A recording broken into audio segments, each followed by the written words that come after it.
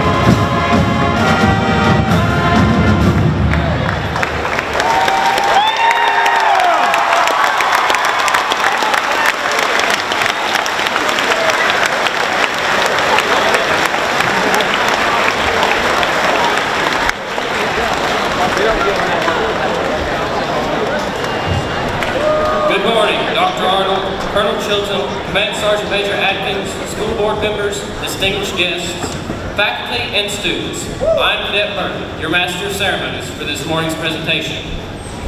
Welcome to the 2022 Medal of Honor celebration, where we have the privilege and honor of listening to two of our military's bravest men to celebrate their courage, honor, sacrifice, and continued service to our great nation.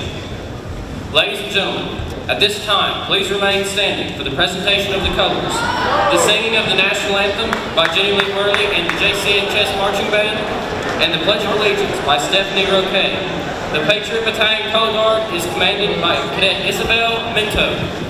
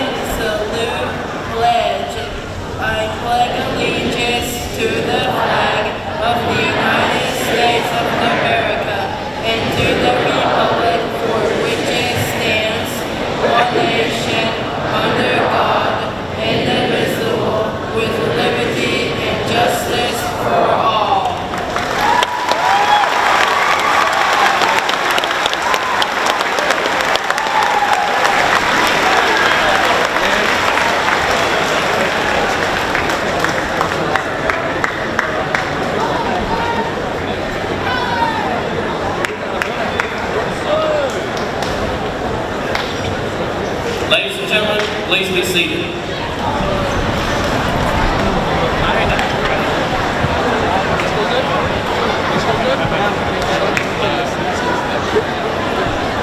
Each year, the Medal of Honor Society selects a host city to have their annual convention. Knoxville was selected for the second time, a distinction shared only by the city of Boston. During the convention, Medal of Honor recipients engage with the local community, and it is our honor and privilege to have with us today not just one, but two Medal of Honor recipients. As you all know through your studies in the Medal of Honor Character Development Program, the Medal of Honor is the nation's highest award for military valor in action. The recipients in front of you today demonstrated the utmost courage and self-sacrifice in their duties while placing their fellow servicemen above their own safety. Merriam-Webster states that a hero is a mythological or legendary figure, often of divine descent, endowed with great strength or ability. Novelist Brody Ashton wrote that heroes are made by the path they choose, not by the powers that they are graced with. Even though I have never heard these two men speak before, I am confident that they will tell you that they are neither heroes or have any great powers. What they will tell you is that they were just doing their duties on those fateful days and understand what it means to put others before oneself. In today's society and often shallow world, we sometimes label heroes as movie or sports stars. The problem with that is that most of them, they are just doing their jobs for fame or money. But the Medal of Honor recipients did not answer their call for fame or money, but for the love of country and to be a part of something bigger than oneself. They are shining examples of what we should all aspire to be and are the reason we have our freedoms that we enjoy today. And now, please join me in welcoming retired Navy SEAL Thomas Norris to the stage.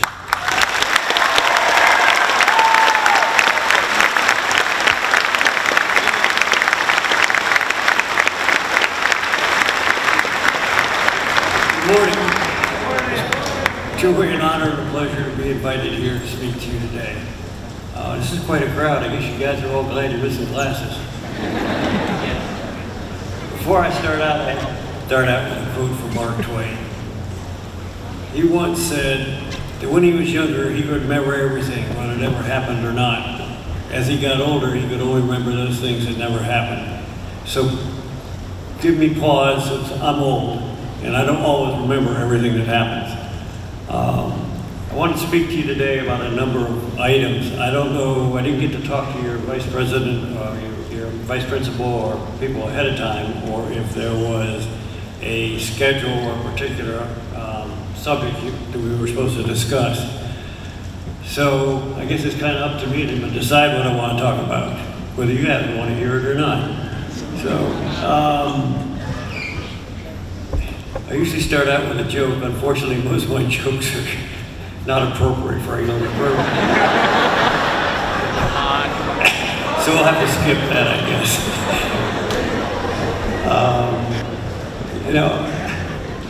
High school to me was one of the greatest times of my life. I loved high school. And a lot of people, struggle through high school or it isn't that enjoyable, and I don't know whether that's because you're trying to make your grades, or you're trying to compete with your competitors, or if you're on a sports team, you're trying to be at least picked for that team, because that's usually where most of the attention is, and usually it's the football players or the basketball players or the baseball players that get most of the attention. And when you're a young man and you're not on one of those teams, you're kind of second place when it comes to the girls, because they like the guys that are on the team. So, you're kind of always trying to make it up. But I had so much fun in high school because it was a small school. I don't know what the total number of your students are, but we knew everybody. And it was just enjoyable. We got involved in almost every event the school did, and the teachers were incredible. They were always there to help you, and if you're struggling with one course or another, they'd be there to give you extra assistance. And I hope that continues in schools today, because a lot of kids have struggles with some of the studies that they're doing, and we get together with classmates that were very good at that subject, and they would help us out, and we'd help out those who were the subjects we were good at, and it was just an incredible experience. College was a lot of work, so and you didn't have the closeness that you had in high school. So enjoy your time here, because it's going to be it's going to be over before you realize it, and wherever you move on to in life, hopefully you'll always remember your high school years. I don't know if all of you know what you're going to do with your future. How many of you do? You can raise your hands where you know where you want to go. Well, that's great. That's a great number of you. Sometimes you don't. Sometimes you don't have the grades to go to college if you wanted to do that. And I don't know what the emphasis is here on trade schools, which are incredible. Environment to get into, whatever you happen to be interested in, carpentry or drawings or mechanics or whatever. But I hope that's recommended as well, because it's a great alternative for those that aren't going to school, going to college right after school.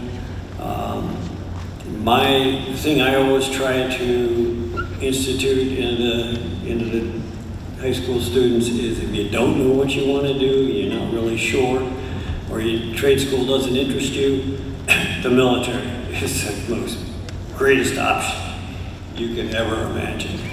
It's going to put you years ahead of your fellow students for employment afterwards, and you're going to learn in the military things that you'll never learn anywhere else.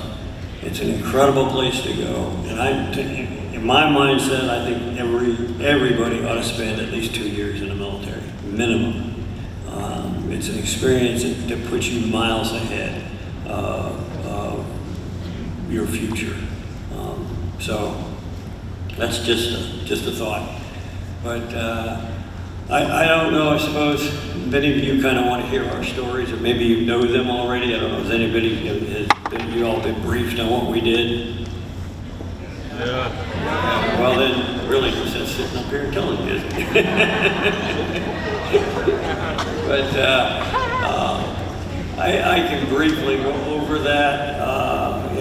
Each one of us has, the missions we do are usually not an instantaneous thing. Some are, many are, because it's a battle that you're in, and you have to do something to recover your friends who are wounded or dead and can't get out without your help. And those are pretty instantaneous. Some of them are not. My particular mission was over 3 days, and it was at the end of a 6-day period, 7-day period, when the Air Force was initially involved, and because of their heroic attempts, they lost 5 aircraft, 5 shot up, and eventually 14 people were killed in that rescue attempt trying to recover this Air Force navigator that had been shot down. That whole thing happened in the first part of the spring of 1972, when the North Vietnamese invaded South Vietnam. And it was at a time when President Nixon had declared moving from the situation we'd been before to Vietnamization, which meant the American troops were pulling out of Vietnam. Negotiations were still going on in Hanoi with Henry Kissinger trying to come to some kind of an agreement that would allow us to exit the war honorably.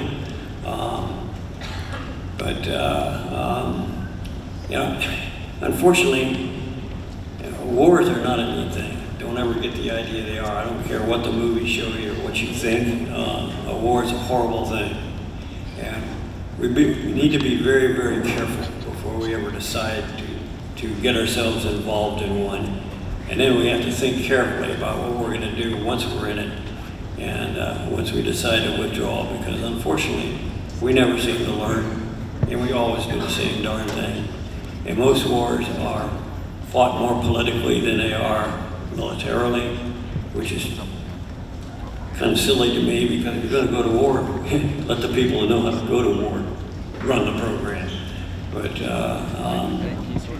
at any rate, the Vietnam War was obviously a very political war, and it's sad that it ended the way it did.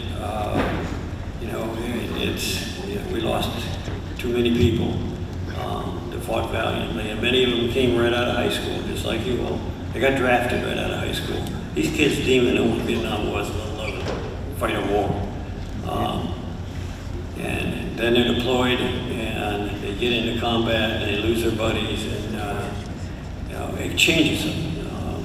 It changes the way they think. It changes their mindset, and many of those things aren't thought about by people that are organizing these conflicts. But we don't have a draft anymore. Back in my day, we did. I don't know if that's good or bad. I mean, it's nice that we get people to volunteer, but when you're looking at less than 1% of our population or kids that are available to go to war that actually volunteer, that's pretty sad. This country is built on the conflicts that we've had to fight to keep us the way we are and the freedoms that we have. And it's sad that we don't have more people involved in that, volunteering for that, because you wouldn't be where you are today if it wasn't for those who fought for it. Never forget that. You owe what you have to the folks here that have been in the service and those that fought for the rights that you have. Okay, off of that, I'll get back to my little story. Anyway, in the spring of 1972, the North Vietnamese invaded South Vietnam. They came with 4 divisions over the DMZ and 2 divisions from the western sector, and pretty much invaded both of South Vietnam. The only thing we had to defend against them was B-52 gunship, B-52 bombers, and the planes that protected them were EB-66s, electronic countermeasures planes that could recognize SAM sites and rocket sites and strike them to protect the B-52s. They can't really outfly anything. They're too big. That's what the EB-66s were for. One of them was shot down. The only survivor had a 4-man crew. The only survivor was Lieutenant Colonel Hamilton. He was 53 years old, and when he hit the ground, it was like this was a whole new environment for him. The Air Force doesn't get much training or experience in ground warfare, so this is a foreign field. He was, all of a sudden now he's alone. He's expecting recovery, and of course the Air Force did everything he could to try and recover him. And over a 6-7 day period, like I said, they lost a lot of airplanes and a lot of crew trying to recover him. I got involved in it because there was a fellow in the unit that I worked with, which is a specialty unit. It's kind of cover unit. We did everything that we said we never did. We ran all the operations into Cambodia, Laos, and Vietnam that we said we never did. Well, guess what?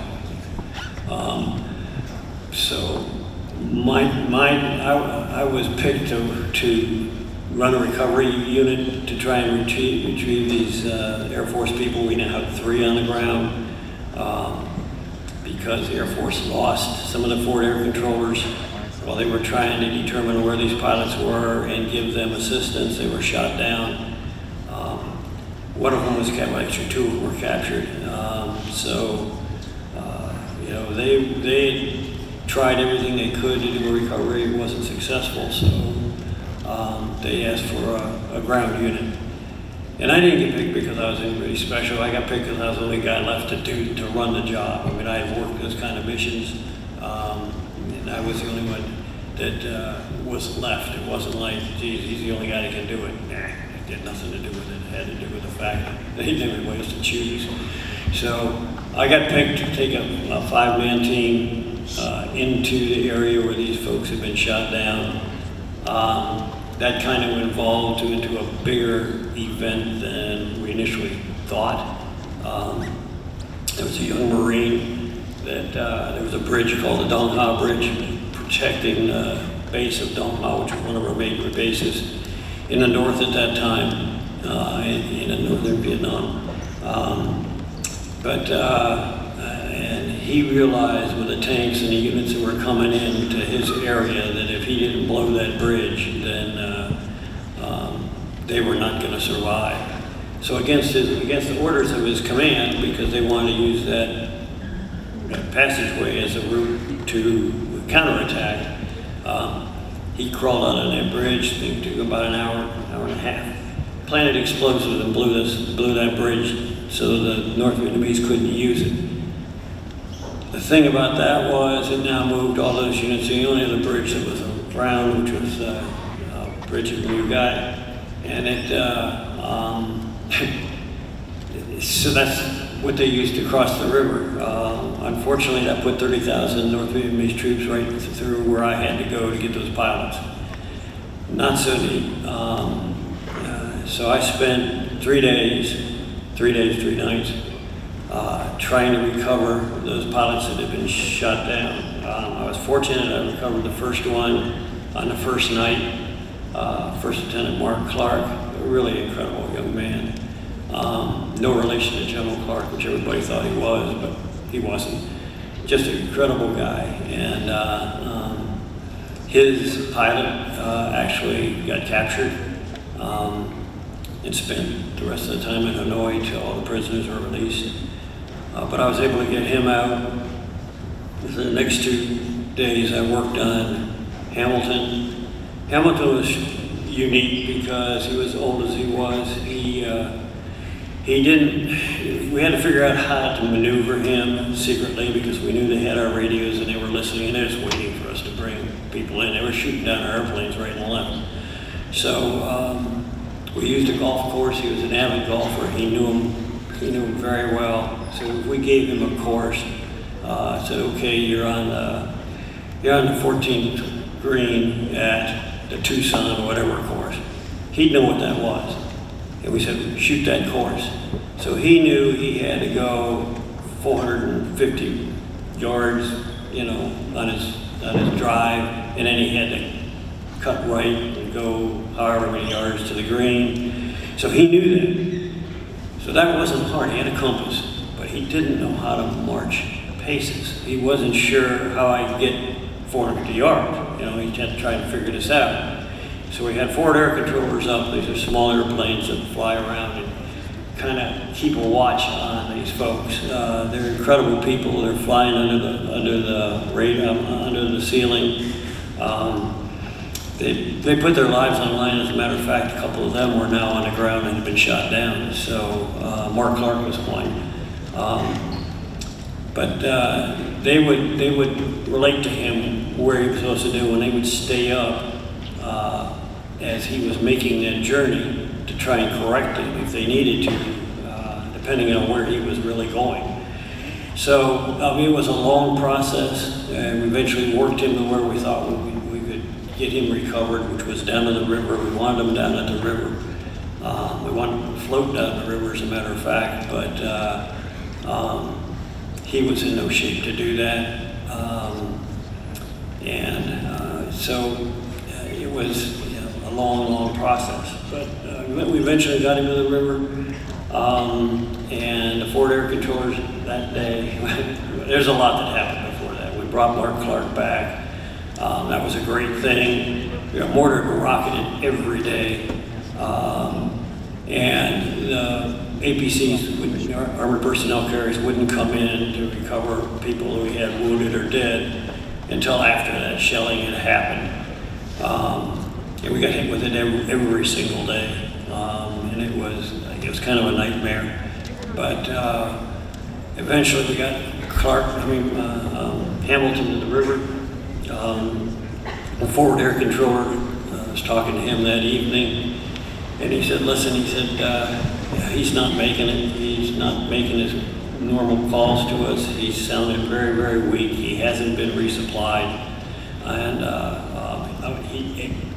he's just not going to make it. Another couple of days is probably going to be it. So I said, okay, I'll go up and get him. And I got ordered from Dongha, the big base, a couple canoe paddles, some life jackets, some medical aid, and was going to set out that night. Now, initially I had 5 Vietnamese. I lost 2 of them on the first shelling, and we got wounded. We had to medevac them. Great guys, but that's what happens in war. The other 3 I had with me, one of them was incredible. I mean, he was like one of the people I used to be with in my team. The other 2 were very shaky. They did not want to go where we were going, so I kind of left them behind.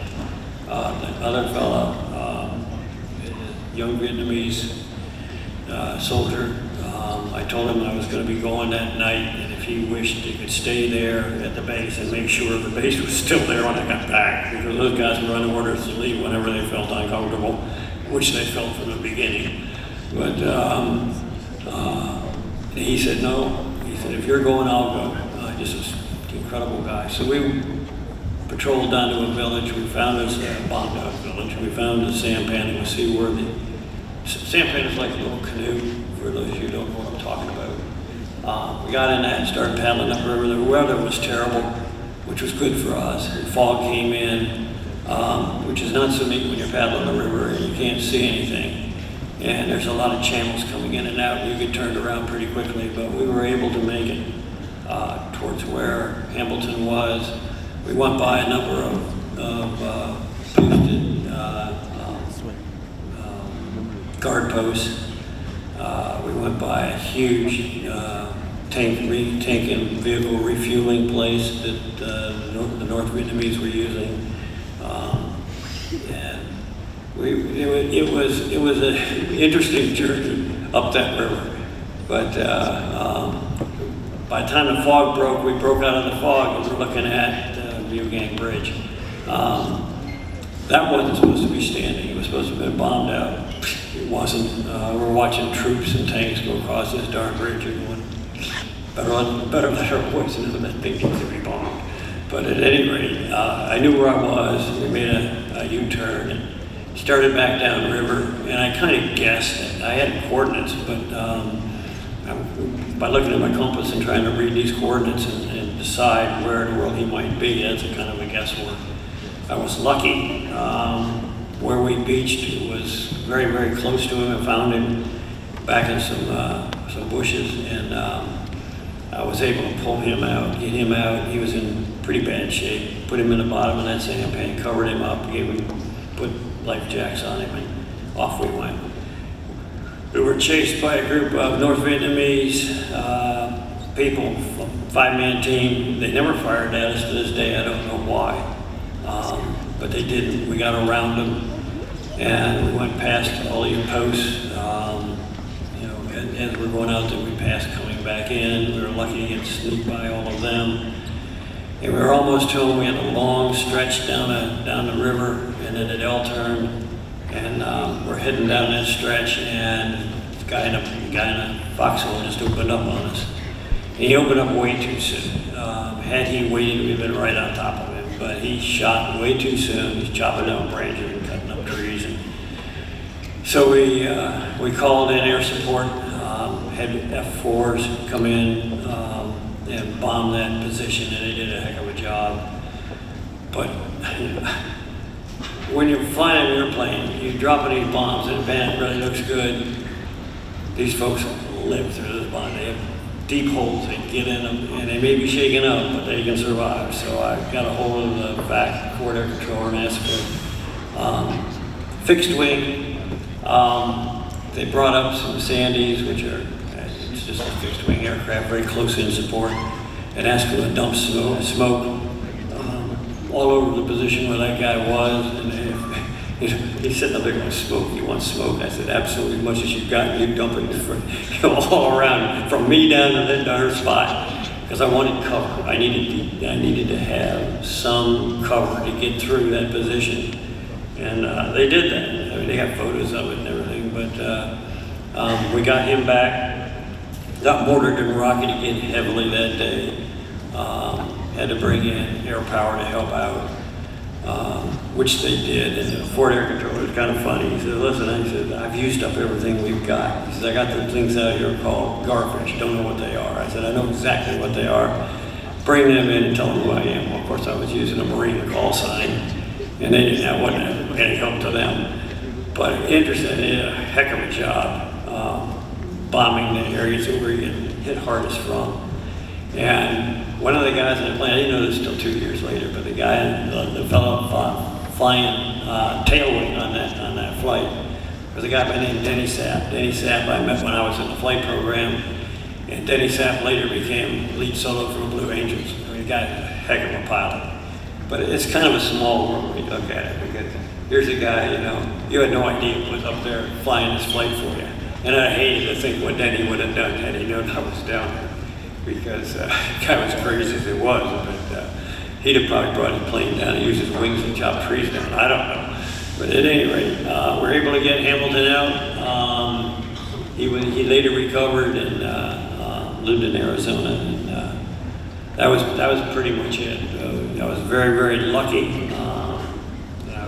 I was extremely fortunate we were able to work through as many of those enemy units as we needed to get to him, and that's kind of the way it happened.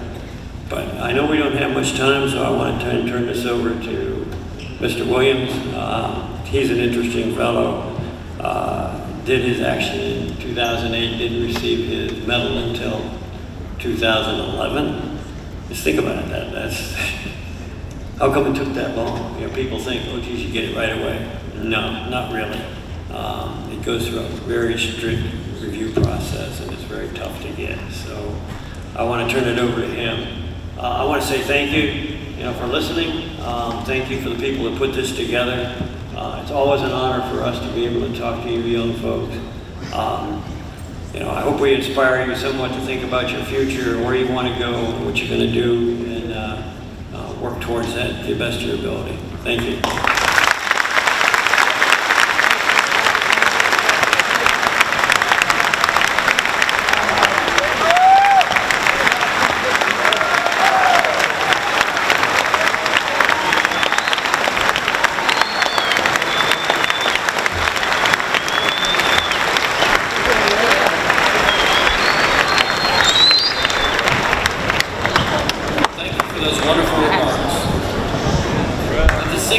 Living Medal of Honor recipients, there are only 4 who are currently serving on active duty.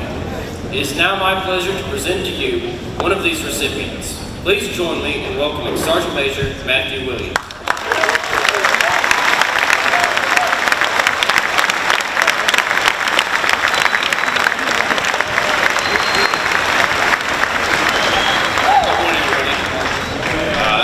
This is a serious crowd. I'm glad you all got to make it. I'm sure some of you are missing some things you're not so sad about. That's all right. You guys had a very fortunate opportunity just now. I hope you understand that to a retired Navy SEAL, Medal of Honor recipient, somebody that I learned about. We grew up kind of idolizing, and I'm humbled and honored to think we even share the podium with a man like Tommy Norris. The stories from Vietnam are some of the most incredible things on earth. It's unbelievable what these guys went through day in and day out. I'm here today to give you a little bit different perspective. I served in Afghanistan, but something that I never forgot was the things that the men and women that served in Vietnam went through, and I hope you guys do the same thing. Really what we're going to talk about, what I'd like to talk about a little bit is some values. I think values are extraordinarily important, and it's something that makes our country successful, and it's something that we need to work to perpetuate through the younger generations as we continue on in our lives and our service. specifically the values that represent the Medal of Honor itself, and that's courage, citizenship, patriotism, sacrifice, integrity, and commitment. I was very fortunate at a young age to have some of these ingrained in me, kind of unbeknownst by the way I was brought up by my father. He really taught us work ethic, integrity, working hard, always telling the truth, and really, just being a hard-working individual. Learned that in a small town in Texas, and it's something that I didn't understand at the time and really appreciate until I started to get older. And our world, my world, changed drastically on a specific day, obviously in September. I was in college when 9/11 happened. I'd always been driven to serve. I knew that's something that I wanted to do. And I was pursuing a degree in criminal justice. And I wanted to be an FBI agent, like Tommy was. He forgot to mention that, also FBI agent. It's something that I really was looking forward to doing.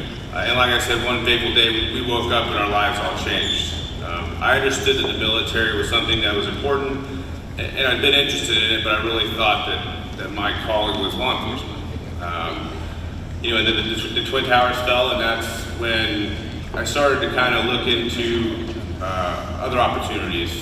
Our country, between Vietnam and then, there really hadn't been much going on. We had a Cold War. To steal a quote from the movie Fight Club, if any of you have seen this yet, we were kind of middle children of history, right? We didn't have a war or anything like that. We were just, happy to be alive and doing what we did. And that changed drastically. We found ourselves involved in two different conflicts in two very different parts of the world. So I still continued college. I was going to finish, but I started looking into opportunities to serve. And I found a program called the Ace X-Ray Program, where I was able to join the Army as a Special Forces Green Beret candidate. And I looked into that. I looked into the Marine Corps. I looked into the Navy. No offense to Tommy, I'm not a swimmer, so the SEALs wasn't for me. And I found the U.S. Army Special Forces and the Green Berets. And really, their mission set and what they do, what they believe in, and our mission, what we do, is something I really believed in. It's basically, our job is called force multipliers. We go into enemy country or foreign countries, behind enemy lines a lot of times, and we man, train, and equip people to take care of themselves and fight for their own individual freedom. And somebody that's been able to understand freedom a little bit and what it means to me, I knew that was a very important thing to do, and something that we should spread across the world. So I decided to join the Special Forces. I had no backup plan. That was it for me. I'm not gonna lie to you. I'm not frankly cut out for a lot of the Army. The Special Forces is a little bit more my style, so I was very fortunate to be selected and honored to eventually earn my Green Beret and be assigned to the 3rd Special Forces Group out of Fort Bragg, North Carolina. At that time, 3rd Special Forces Group was one of the most deployed units in the military. We had ourselves a little bit in Africa, a lot in Afghanistan, a little bit in Iraq, and it was pretty much constant. So I signed into my unit the very first day, and met my team sergeant for the very first time, and he's the scariest human on earth, because that's just the Special Forces team sergeant's job. And he said, hey, we're packing our stuff and we're leaving in 10 days. And I was like, okay. And I found myself in Afghanistan for the very first time about 10 days later, kind of wondering what was going on. But immediately what I saw was what it meant to be part of a team. And this is something that the Special Forces do incredibly well, is teamwork. We're small elements. We have 12 members of our team. And I was welcomed into my team by every single one of them because we had a job to do, and we were going to find ourselves in combat very, very quickly. So we progressed through our trip. We were extraordinarily fortunate. And then on April 6, 2008, we were flown into the valley of Afghanistan to capture and kill a high-value Taliban or hit target.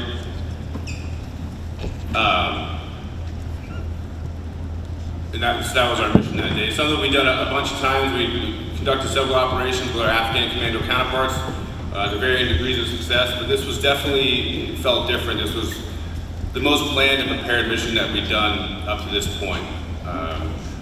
So we infiltrated on Chinook helicopters, about 100 Afghan soldiers, Afghan commandos, my ODA of about 10 to 12 guys, and some detachments. Made our way into the mountains, about 10,000 feet, the Hindu Kush Mountains in Afghanistan. Some of the most treacherous terrain on the planet, actually. We flew in, we got off the helicopters. The first thing that we encountered that day was a 10-foot fall off the back of a helicopter, which is definitely not the way that you want to start your day of long sustained combat operations. But we had no choice. We were off to do our mission, so that's what we did. We gathered ourselves up, we made our way into the village itself. And as we approached this valley, I was in the third element of the movement, and we were surrounded on both sides by mountains. And immediately the whole entire valley exploded. RPG fire, machine gun fire, sniper fire, basically everything you could imagine was coming down upon us into this valley itself. And the way that it sounded was that we were literally surrounded on 360 degrees the whole entire time. In that aspect, we were fortunate that we weren't. They were just attacking us from the village itself. So our mission was to move up this valley, climb up this mountain, and assault this target. And for you RTC kids, that's a horrible plan. I would never ever recommend it. But sometimes you don't get to make that decision. So our lead element made their way to the mouth of the village. Our middle element had made it about halfway up, and they immediately got pinned down, and we took 2 casualties pretty much immediately. Luis Morales and Dylan Bear. Dylan Bear was shot in the hip. Luis Morales was shot in the ankle, actually rendering aid to Dylan.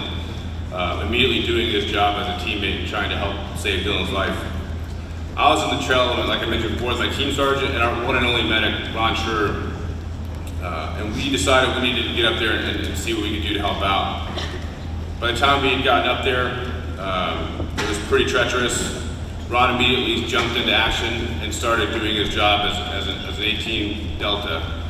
An 18 Delta is the most highly trained medic in the United States Army, and they're incredible at what they do, and Ron Schur was probably the best one I've ever served with. So he was the only medic for 150 people roughly.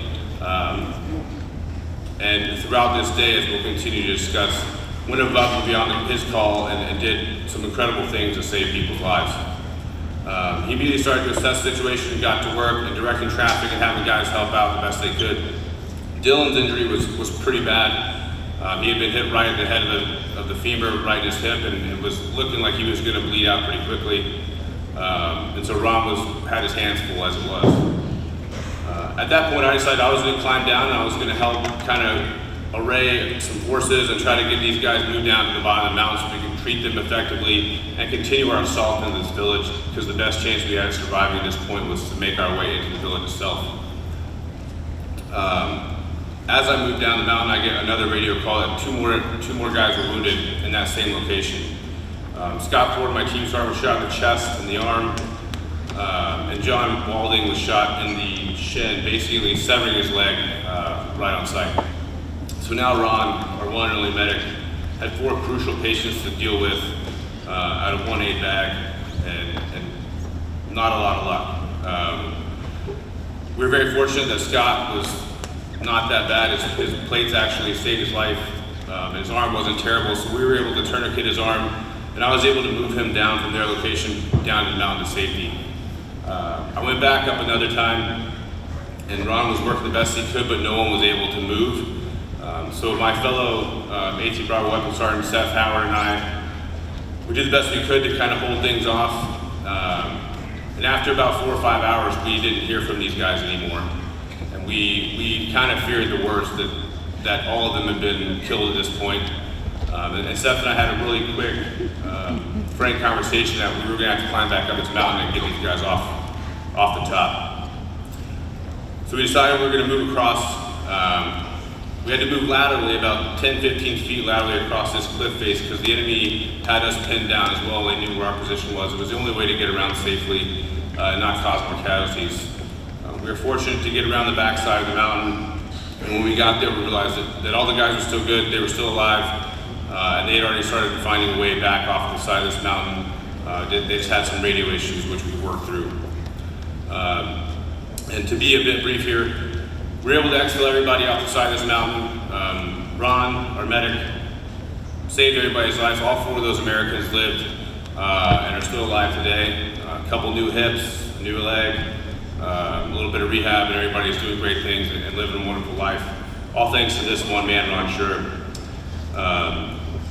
At the end of the day, what happened was the mission itself, we were awarded 10 Silver Stars to the ODA and some of our attachments, and an Air Force Cross for our combat controller, Zach Reiner, who did some of the most incredible things with a radio and airplanes that I've ever seen.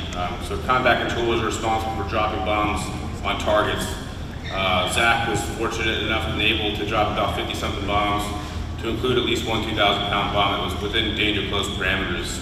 A 2,000-pound danger close was about 600 meters, excuse me, and we were about 35 or 40. And so due to his ability and we had the trust that we had in him and his knowledge of his craft, was able to pull something off like that was able to save all of our lives. Otherwise we would not have made it out that day.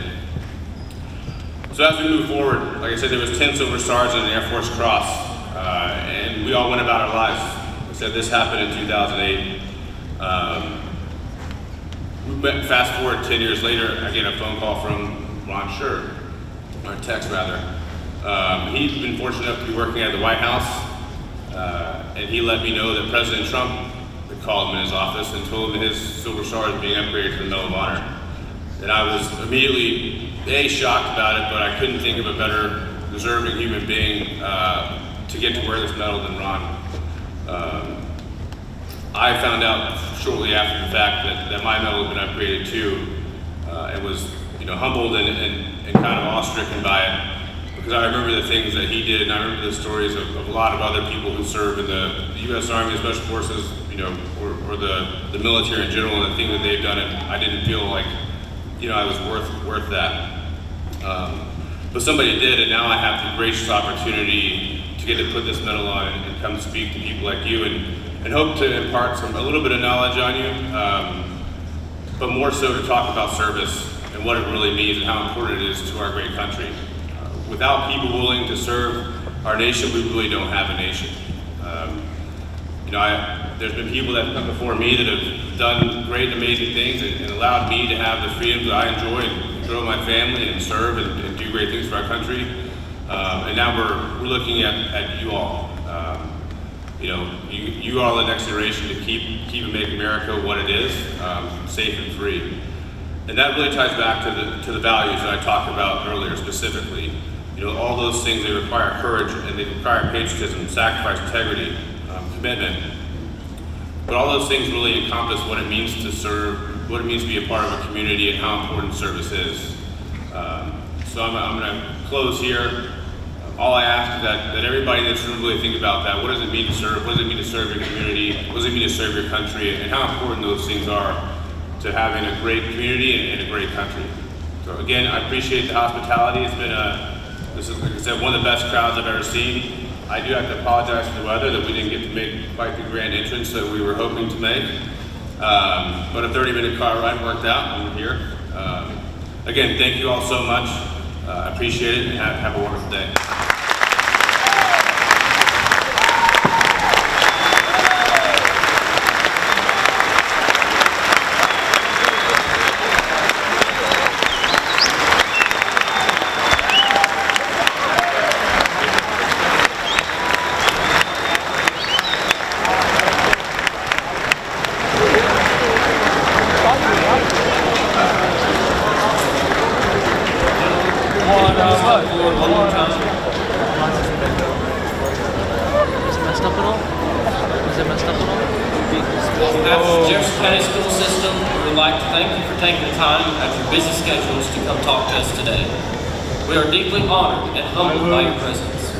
Please accept this small token of our appreciation.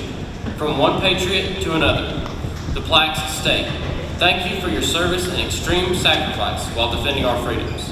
You are the epitome of a true patriot and an example for all to follow. Patriots lead the way."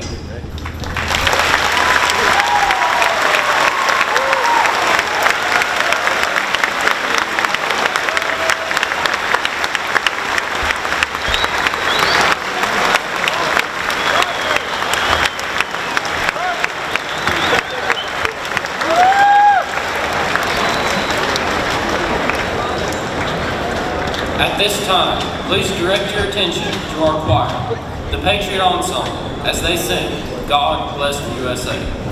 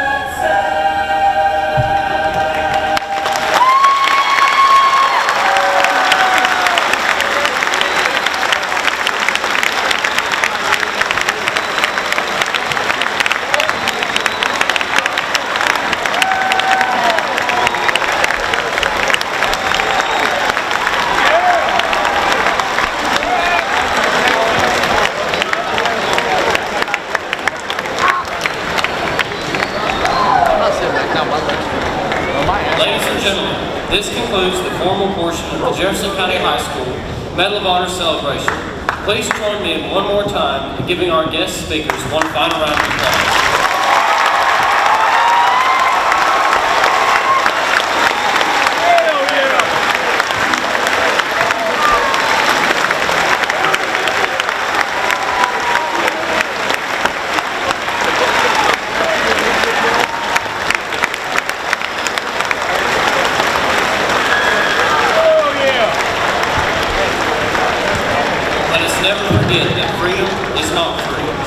Paid for by the blood, sweat, and tears of our military men and women. Students, please remain in your seats until dismissed by Mr. Rogers. Go Patriots!